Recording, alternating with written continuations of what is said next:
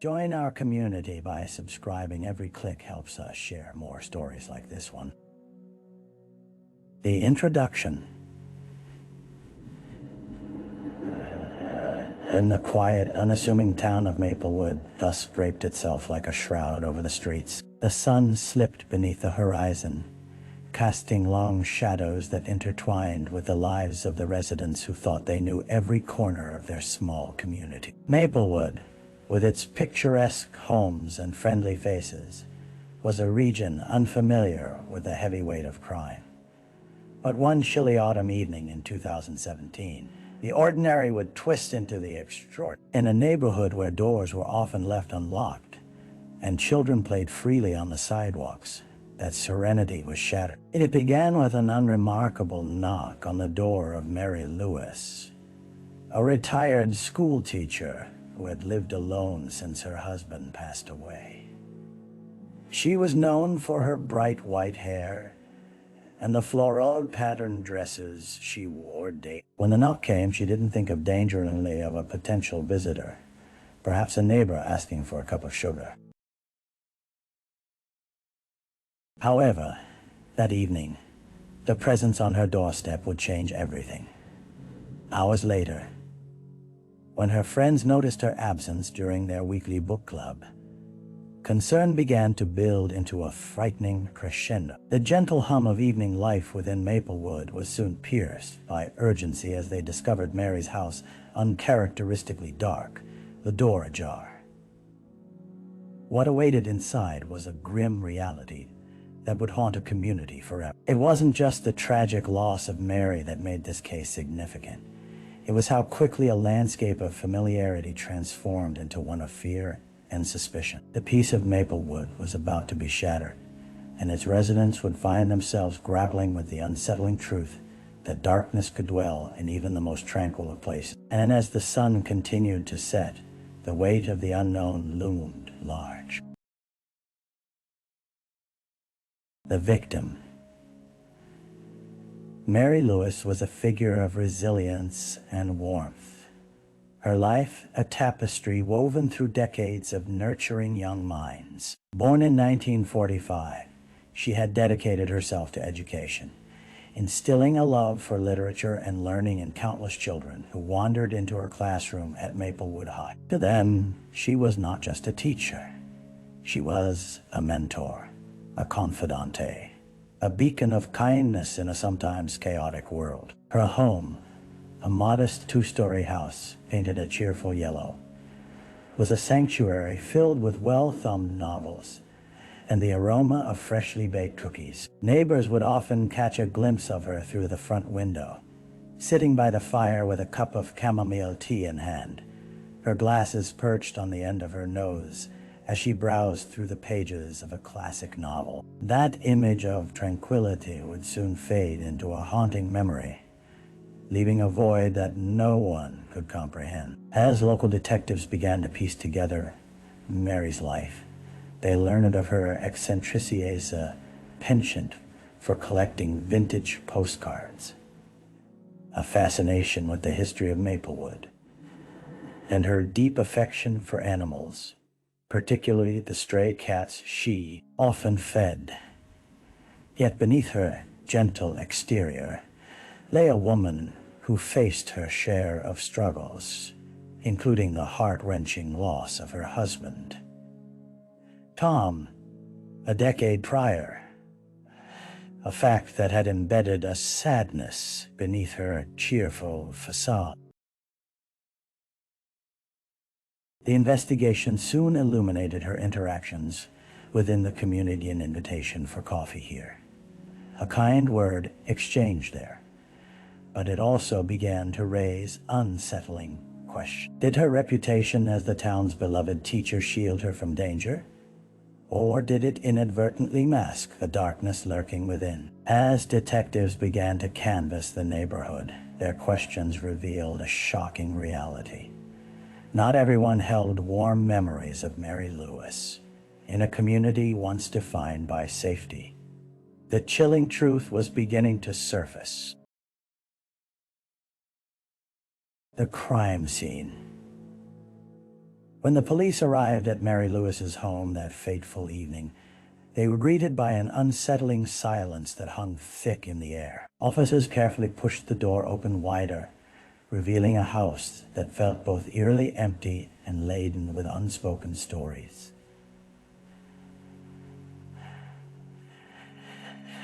The faint glow of their flashlights pierced the shadows, illuminating the familiar surroundings now tainted by an unthinkable crime. The living room was cluttered with the remnants of Mary's life, her beloved novel stacked precariously on the coffee table, a knitting project half finished on the sofa. But the comforting aroma of home was abruptly overshadowed by a more sinister scent.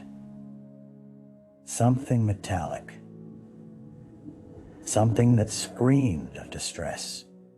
A quick survey of the room didn't require a skilled detective to understand that foul play was evident. As they moved deeper into the house, officers discovered the kitchen filled with the warm scent of cookies that Mary had likely baked earlier that day. But as they surveyed the countertops, they were met with the sight of her favorite mixing bowl, now overturned, as if it had been discarded in a moment of chaos. A single smear of crimson caught an officer's eye and sent a cold shiver down his spine. The unmistakable stain of blood splattered against the walls. Their hearts sank as they pushed open the door to the small study. It was here that they found Mary, lifeless and crumpled on the floor, surrounded by an aura of melancholy. Her once vibrant eyes, now forever closed, held a narrative of horror that would haunt the investigators for years to come. The room was a chaos of overturned furniture, as if a struggle had reflected Mary's last fight for life. Detectives immediately recognized that this was not just a burglary gone wrong. There was an implication of targeted violence, a personal connection to the decidedly brutal act that had taken place. As they secured the crime scene, they could feel the weight of the community's sorrow settling upon them, each officer aware that they were not just investigating a crime. They were tasked with uncovering the truth behind the tragic ending of a life so dearly cherished by many. In that moment, the air vibrated with determination, the quest for justice beginning to take shape amidst the shadows. The early investigation. As the sun rose the following day, Maplewood awoke to a grim reality that stained its streets with an overwhelming sense of trepidation. News of Mary Lewis's death spread like wildfire, weaving through the fabric of the community, a tapestry now marred by fear. Local law enforcement, grappling with the emotional weight of the crime against one of their own, began the initial phase of their investigation with urgency. Detective Anna Hargrove, a seasoned investigator with over a decade of experience, led the case. With sharp intuition and an unyielding resolve, she understood the importance of moving swift. Gatherings of townsfolk soon erupted into hushed whispers as the police started canvassing the neighborhood. Detective Hargrove joined her team, methodically separating fact from rumor, intent on piecing together a timeline of events that led to that fateful night. They began with Mary's immediate neighbors, who had shared laughs and stories with her over the years. Despite the veneer of familiarity, the interviews revealed a surprising number of acquaintances willing to voice grievances and grievances long held. Some noted Mary's habit of feeding stray cats, while others spoke of her exuberant but occasionally eccentric lectures on literature. Then, the detectives turned to Mary's students, many of whom were now adults living in the town. Most echoed fond memories of their teacher, but some voiced feelings of resentment. A handful remembered her sharp tongue when expectations were unmet, the consequences of her dedication manifesting as high standards. Yet, amid these initial conversations, one name emerged repeatedly: Daniel Foley, a former student who had struggled to adapt after high school. Rumors lingered that he had developed an infatuation with Mary, a fixation that crossed lines of appropriateness. Some neighbors recalled seeing him lingering near her house in the weeks leading up to her death. As evidence points began to form a picture, Detective Hargrove's instincts kicked into overdrive. If Daniel was connected to the crime in any substantial way, the investigation needed to proceed cautiously. Balancing the love of a community with the pursuit of justice was always a delicate dance, and now, more than ever, the unshakable truth loomed. They were facing a darkness that had found its way into the heart of Maplewood. The dead ends. With each day that passed, hope waned as the investigation into Mary Lewis's murder struggled to gain momentum. The initial flurry of leads seemed to dissolve into a mist of uncertainty, leaving Detective Hargrove grappling with a multitude of dead ends. Her team diligently pored over evidence collected from the crime scene, but each clue merely hinted at a web more convoluted than anticipated.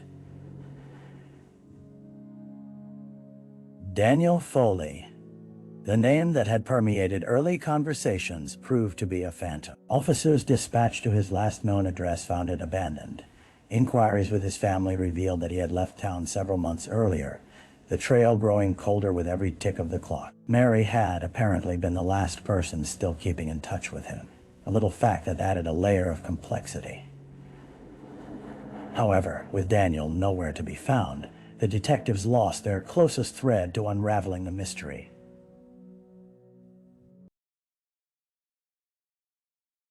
As Hargrove and her team combed through Mary's possessions, they took apart her life piece by piece, searching for secrets hidden within the benign. The hidden diaries and assorted trinkets barely breathed any insight into her last days. There were only cryptic musings, old grievances from students turned adults, and the occasional lament over the lonely evenings spent in her quaint yellow house. Hargrove sensed the weight of her own disappointment as she examined her own assumptions about the case that had so quickly spiraled into darkness. The detectives began looking at other potential suspects, but the interviews revealed nothing more than an echoed sympathy for Mary. The community, still recoiling from the violent crime, had rallied together in a display of unity, with neighbors comforting one another and sharing their grief. Yet a creeping fear lingered, as the truth felt less tangible. Weeks turned into agonizing silence, every door knocked upon, an avenue explored leading to further isolation. Detectives couldn't shake the feeling that someone's silence held the key to Mary Lewis's murder, the tight-knit nature of the community only complicating their search. At times, it felt like the heart of Maplewood was entwined with secrets, and those secrets whispered through the shadows, eluding capture even as the longing for justice intensified. In the pit of Hargrove's stomach, dread began to settle. How far could they fall before finding the truth? A break in the case. The changing seasons marked time's passage in Maplewood, but the weight of Mary Lewis's murder still hung over the town, like a dark cloud. Days turned into weeks, and with every stale lead, Detective Hargrove felt the frustration and despair mounting around the investigation. It was during one particularly tense morning, as the fall leaves danced in the crisp air, that the first shimmer of hope emerged from an unlikely source. As Hargrove perused case notes in the precinct, a junior officer, eager to prove himself, rushed in with a hint of excitement radiating from his youthful demeanor. He had been reviewing surveillance footage from the cameras scattered around town, an angle previously overlooked in their haste. The film had captured mundane moments in local establishments, but amidst the ordinary was the extraordinary, a grainy image of a figure, decidedly familiar, appearing near Mary's home the night of the murder. Hargrove leaned in closer, her heart racing as the officer played the footage back. The figure clad in a hoodie, receding under streetlights, was tough to identify. But as the video zoomed in on the shape, her gut twisted. There was Daniel Foley, unmistakable despite the obscurity, a shadow akin to the rumors that had surrounded him all along. With renewed vigor, Hargrove coordinated an immediate search for Foley, employing the resources of neighboring jurisdictions and recounting every hint that might lead to his whereabouts. Hours turned into restless days, filled with anxious anticipation, until a tip finally surfaced. A friend of Daniel's had seen him lurking around the outskirts of a nearby city. Finally, a breakthrough arrived. An anonymous caller informed the police that Daniel had been staying in a rundown motel on the outskirts of Maplewood. Hargrove wasted no time in organizing a team to confront. As they approached the dingy establishment, a whirlwind of conflicting emotions coursed through her relief, juxtaposed with the unsettling thought that confronting the young man emerging from the darkness could unravel something more dangerous. Daniel answered the door, confusion etched across his youthful face. But as the officers introduced themselves, something flickered in his eyes, a shadow of panic. Hargrove breathed deeply, knowing this moment was pivotal. The truth about what happened that October night lay just beyond his guarded expression. This time, with the weight of evidence on their side, they were determined to crack the facade and find out whether the truth could set them free or sink them deeper into despair. The suspect, Daniel Foley, stood at the threshold of the motel room, the dim light casting him in sharp relief against the grim backdrop of peeling wallpaper and stained carpet. The fear in his eyes mirrored the recklessness that once characterized his youth. As Detective Hargrove stepped forward, the air thickened with tension. This moment would either unravel the mystery behind Mary Lewis's murder or plunge them deeper into an abyss of uncertainty. Daniel Foley. Hargrove's voice was steady, authoritative yet devoid of aggression. "We need to talk." He hesitated, shifting from one foot to the other, clearly weighing his options. Many would have thought him a man backed into a corner, but in that moment an unsettling smile crossed his lips, a fleeting glimpse of arrogance that raised Hargrove's skepticism. His fingers fidgeted with the hem of his hoodie, revealing tattoos etched into his skin, depicting an affinity for rebellion against authority. "About what?" "I don't have anything to say," he replied. But the tremor in his voice contradicted his bravado. With her team at the ready, Hargrove moved to confront him. "We have evidence placing you at the scene. Your connections with Mary are concerning. We can do this the easy way, or you can make it difficult for yourself." The mention of Mary's name turned the tide in Daniel's demeanor, clouding the brief glimmer of defiance. His expression shifted. Miss Hargrove noted how memories stirred behind those haunted eyes. Perhaps Daniel still saw the woman whose kindness had once aimed to protect him from himself. However, he was still a suspect, and the pain of her tragic fate lingered heavy in the atmosphere. "Look, I didn't hurt her, okay?" His voice wavered, revealing a vulnerability beneath the bravado. I was trying to talk to her. She was the only one who cared." That confession hung in the air. Hargrove seized the opportunity, steering the conversation toward the timeline surrounding Mary's death. "What do you mean, Daniel?" "Talk to her about what?" A flicker of desperation crossed his face. the self-preservation instinct battling against the aching honesty that seemed to rise within. I wanted her to help me. I just wanted her guidance. And I never meant to hurt her.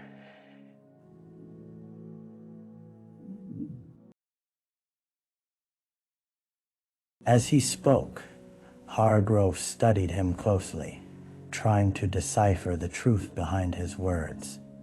Each heartbeat echoed in the silence that followed, a testament to the heightened stakes of this conversation. Whether accidental or deliberate, Daniel Foley was now entangled in a web of suspicion that expanded far beyond his initial intentions. The layers of his involvement were beginning to peel away, bringing Hargrove closer to unraveling a truth that might reveal not only what happened to Mary, but also the fragility of those closest to her darkest moment.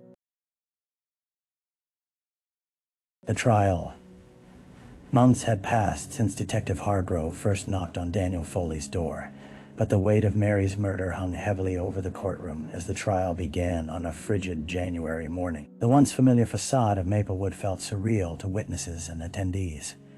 The quaint town had been transformed into a stage for unraveling deep-seated grief, desperation, and the quest for truth. The courtroom was filled to capacity, with family and friends of Mary taking their places amongst an audience that included onlookers from neighboring towns. The solemnity of the space pressed on everyone as the gavel struck, an ordinary sound echoing with extraordinary implications. Hargrove sat quietly amidst the spectators, her determination evident in her unwavering gaze focused on the front. The reenactment of events, the examination of evidence, and the painstaking testimonies would soon lay bare the hidden depths of that tragic night. Prosecuting attorney Lisa Mendoza opened with a powerful statement, painting a vivid picture of Mary Louisa, beloved teacher, and an irreplaceable part of the community. Each word dripped with anguish as she recounted memories of joy and laughter that had been extinguished under the weight of Daniel's actions. She recounted the desperation of Mary's last moments, leaving the audience impatient for the truth to emerge. When Daniel's defense attorney took the floor, she centered her argument on the idea of youth, neglect, and misguided intentions. He was troubled, she urged, casting Daniel as a misguided soul who had simply sought help from the one person who had always shown him kindness. This is not a story of malice. We must consider his fragile psyche. Witnesses emerged, each adding layers of apprehension to the narrative unfolding in the courtroom. Friends of Daniel described his troubled past, peppering the trial proceedings with admissions of how he struggled with depression and feelings of isolation. Family members of Mary recounted her compassionate heart, how Mary had spent a lifetime nurturing others, but had never received the same care when it mattered most. As days stretched into weeks, the trial weighed heavily on the townsfolk, forcing them to confront the ugly truths simmering beneath their surface. Detectives presented evidence, including the surveillance footage that captured Daniel near Mary's home that night. Yet, the critical moment came during a testimony from Daniel himself, his voice quaking. He voiced his regret and pain, trying to express his sorrow at what had transpired. "I loved her like a mother," he murmured, tears staining his cheek. "I never wanted to hurt her."